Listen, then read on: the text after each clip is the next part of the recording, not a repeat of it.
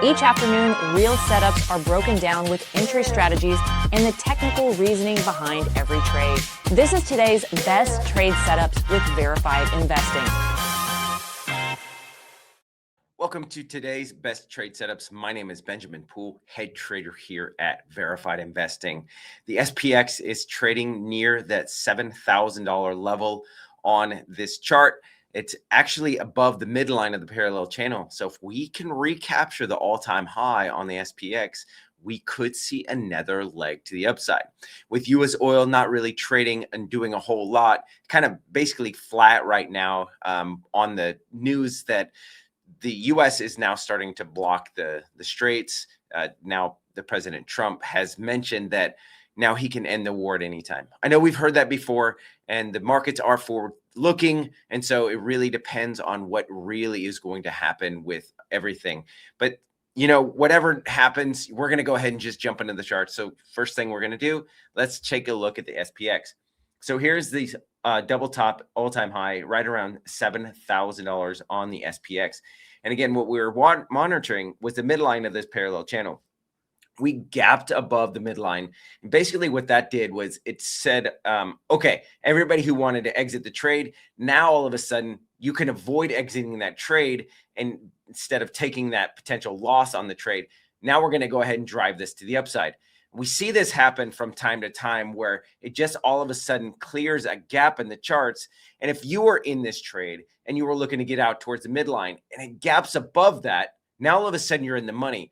Now the fear isn't quite there as much. And so you can let this thing ride. And that seems to be what's going on right now in the chart of the SPX. And again, getting up to that close to the double top area. I still do anticipate a little bit of a pullback to the midline. But now that we're above that and we're consolidating above it, now the resistance level or the midline is going to be more of a support level on the SPX, not necessarily resistance. On the way up, we still have another leg to the upside. If we can again push above $7,000, then your next level of resistance is what I'm going to do is take this pivot top here, secondary pivot here, third pivot. So here would be my max temporary upside right around $7,070. And again, it really depends on where the upside or the price action hits the upper end of this upside of this trend line. Okay. So this is what I'm looking for. Push up to $70,700 or $70,070. And then we expect to pull back to the midline of this parallel channel because that is now going to be the support level. We'll have to wait to see what the consolidation happens on the SPX to decide where the next leg is going to go. Is it going to go up or is it going to go down? And again, I was mentioning US oil still not really dropping. It's not going higher. It's kind of stabilizing right now. We are slightly up on the day, but so is the markets. So it's not really giving us an indication of what's going on as far as the price action of the markets. It's not really moving in alignment with the US oil chart. I will have a long level right here at $113.39 if we can get a nice sell off. And on the short side, if we get a push up, $137.99. I don't really see a whole lot going on with the US oil trade anytime soon. So we're going to go ahead and just jump into the next chart, which is SanDisk. SanDisk had this nice push to the upside. It opened up at about $965 yesterday. Had this nice sell-off. Now, as you can see, it's trading below $900. For those of you who are a little bit more aggressive, you could look for a retrace. And actually, I would love this for a potential day trade today. If we can get another surge in the markets and the memory chips, I would look at $944.46. Now, when I say this, all these trades have kind of a timeline. The later on in the afternoon session, the weaker these resistance levels become, meaning that as the day goes on, there's less and less opportunity for volatility. So these markets can continue to float, as you've seen in the previous days in the past. So if it doesn't hit by 3 o'clock on SanDisk, then I would remove this off of the table because I need the volatility in the markets. I need the fear and the greed. And again, as the day goes on, there's less and less of that. And so I'd be a lot more hesitant to take this at $944.26 or 46 cents if it's past 3 o'clock. All right, so just kind of wanted to throw that out there. Let's go ahead and jump into the chart of NVIDIA. NVIDIA has already filled this gap. I did anticipate a pullback off of this level yesterday at $195.57. Actually, my first level was $140 or $194.20. But if you zoom into the charts, look at what happened. You had this huge surge in volume. So low volume, 25,000, 39,000, 50,000, 31,000. Then all of a sudden, 119,000 in this, 157 in this one candle, and then 119,000. This showed you that it took a lot of buying pressure to push price action above that. Now, it got all the sellers who wanted to get out of that trade out of the trade. And now, as you can see, we're pushing up again to 200, at $199.05 is that gap in the charts. My second level of resistance is $200.52. This is a prior gap in the charts. Actually, that level is a little bit higher. Prior gap in the charts. This is actually sitting at $201.03. So I still like this level, $199.05. Even though we're above that level now at $199.79, I still like this area for a short. My add level would be 201.03, and then that would really be my stop out. Knowing that I've got this additional resistance level at 206.86, this is where I'd re-enter the trade. If this level at 201.03 does fail, then again, I would exit that trade on a 15-minute closing basis above that level and then re-enter it at 206.88. And then look at this, double top is at $212.40.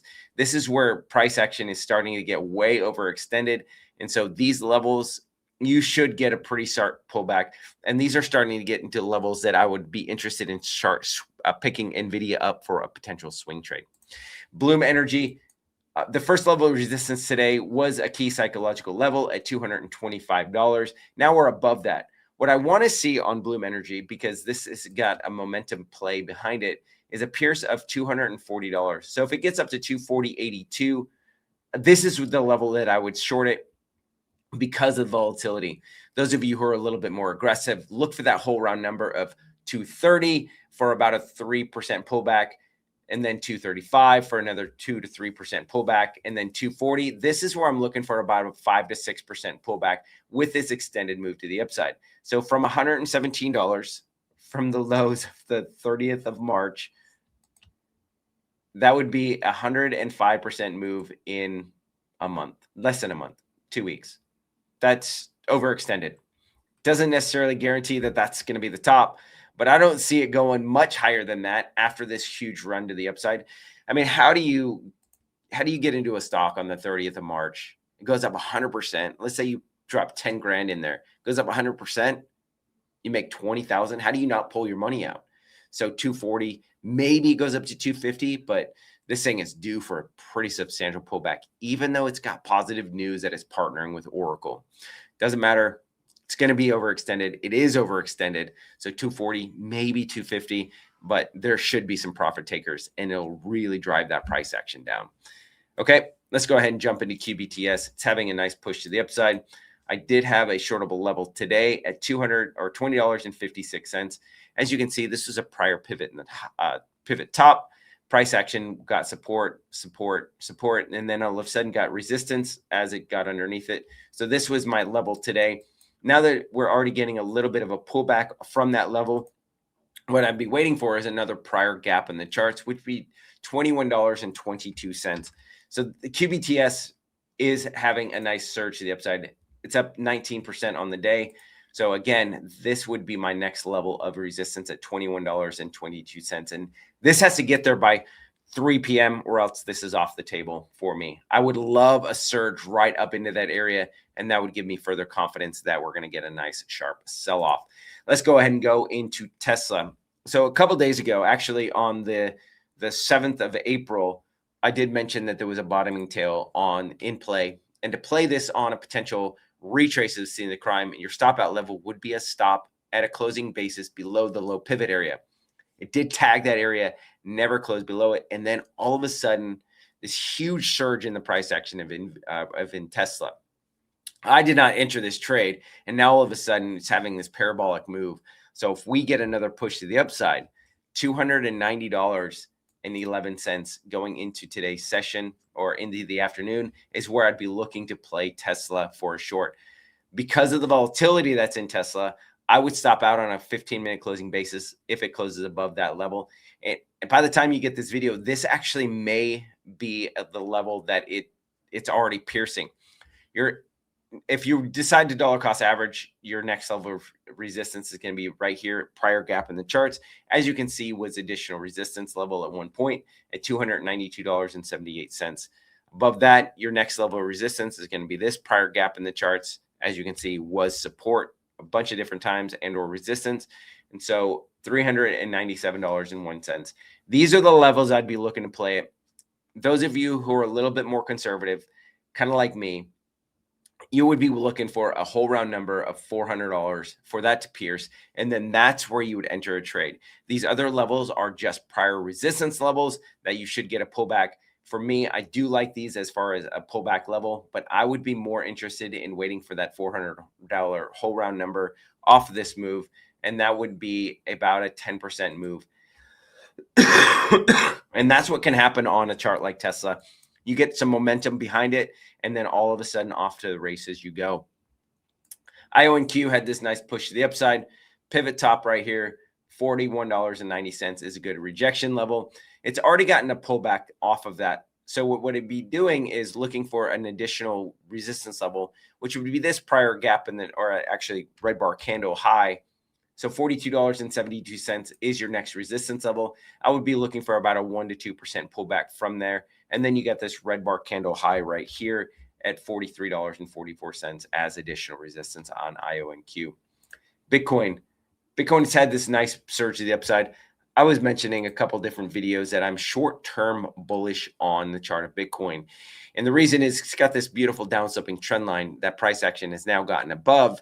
And it also put in some nice bullish consolidation inside of a green bar candle, which was inside of a red bar candle. This gave me confidence that the buyers were stepping in droves and driving the price action higher and allowing these sellers who were exiting the trade to exit their trade and to push this up. So we haven't confirmed officially above this downsloping trend line on Bitcoin, but let me show you what I'm watching. Here's this downsloping trend line, pivot top here, secondary pivot, third hit, got this rejection. I love to see that. Finally closed above, didn't confirm. I would have loved to see a confirmation above $75,000, but it didn't do that. Now, what I would still do though is play this on a retrace as scene of the crime around 72,400 or 72,200, depending on when it hits this downsloping trend line. And then my stop out on a swing trade basis would be any close below this low pivot at 70,752 bucks. That would usually be a retrace to the scene of the crime or a close back below this downsloping trend line. So that's why I would stop out of it. I do think it's coming up to this low pivot area though, now that we've broken out at around $70,530. Let's go ahead and jump into the chart of Microsoft. Microsoft is having a great day today as well. I do have some resistance coming up. My resistance level as this previous pivot top right here.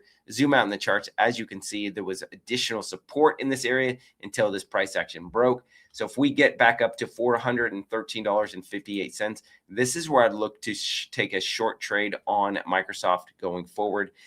Again, this would be a day trade. Has to be executed by 3 o'clock or it's off of the table. STX, I was mentioning yesterday that this was a great level to enter a short trade. The thing I like oftentimes is that you get these closes above these upsloping trend lines. And this is your entry price for a short. Not necessarily the hit of this upsloping trend line, but a pierce. And the reason I like this is in the last video I was mentioning, this usually signifies to the bulls to jump on board. And that is usually the top. And now we're getting this nice pullback from above $530, close to about $500. And that's not a huge sell-off, but at least that's the beginning of a start or a beginning of a short trade that's continually working out. So the way I'd play this is once I got to about 5 to 6% in the money, I would actually take some of it off the table just in case it decides to bounce and gets back to my break even. Then whatever I had on the table, I can re-add that and stack some profits. And then if it does go back up and gets up to $550, because that can happen on some of these stocks, then I could re-add to the position or add additional to the position and dollar cost average out as it continues to drop. Right now, that upsloping trend line is acting as pretty solid support, though, or resistance. So it's looking pretty good. What we're going to look for now is price action to get below $487. Once that happens, then I think we're coming down into the $468.85 level. Last but not least, similar price action is NBIS. Here's this upsloping trend line of resistance, pivot top here, secondary hit, and then we closed above or right on that trend line. We did get a little bit of a sell-off. What we're looking for is price to get below $154.54 for additional support. Once you can get a bounce off that, could potentially retrace the scene of the crime, which is this upsloping trend line. Not necessarily seeing the crime, but at least this retrace of this upsloping trend line. And then we're looking for a sell-off to at least $140. That's going to be your first level of support. And then ultimately, I think we're coming down to this gap in the charts sitting right here at about $117.34. That might take a while. This is just my long-term overall outlook on the chart of NBIS. But that's what I see coming up. That's what I have for you guys. I was going to say sorry for the long video, but I know a lot of you guys like the longer videos. So many different charts for you guys. Hopefully you guys are getting something out of this. Make sure you're liking, you're following, subscribing, and sharing with those friends so that way they can get the same market information. And then last, or not last, but check out Verified Investing Extras. Scan that QR code. Liz Copeland does an excellent job in these interviews. The last video with Lobo Tigre, you guys don't want to miss his analysis on gold, silver, oil, and a whole bunch of other things that you guys maybe have missed in the past, and something that us verified investing traders may have missed as well. So go check that out, you guys, and let me know in the comments what you guys think of that video. All right. And again, we'll see you guys next time in the charts. You guys have a great rest of your day and take care.